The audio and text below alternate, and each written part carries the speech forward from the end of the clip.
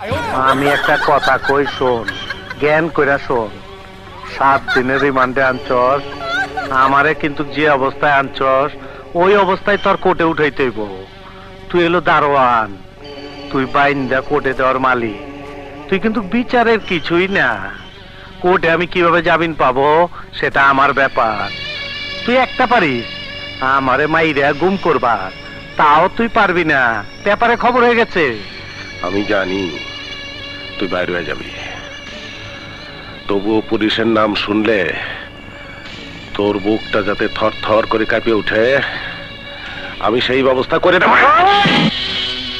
আল্লাহর কসম লাগে বাড়ি দিস না। এই জীবনের প্রথম তুই আমার উপরে বাড়ি উঠাইছ, আমি তোর বাইরে মাইরা ফেলামো।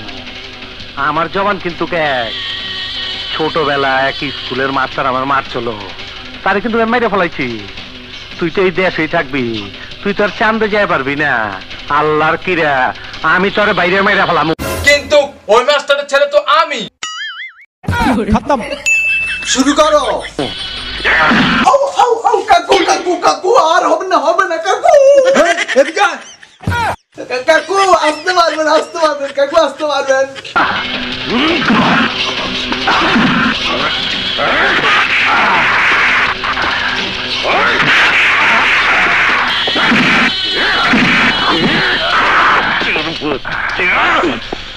মুদ্দিন, তুই পাগলা মুদ্দিন,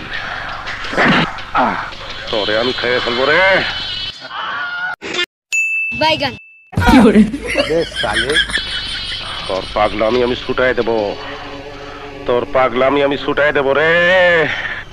দাঁড়া, আমি চা খেয়ে আবার আসতেছি।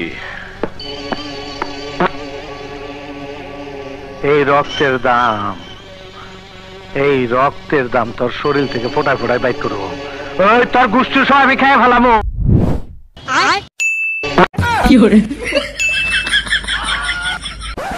সত্যি কথা হচ্ছে আমার নিজেরই পেটে যাচ্ছে।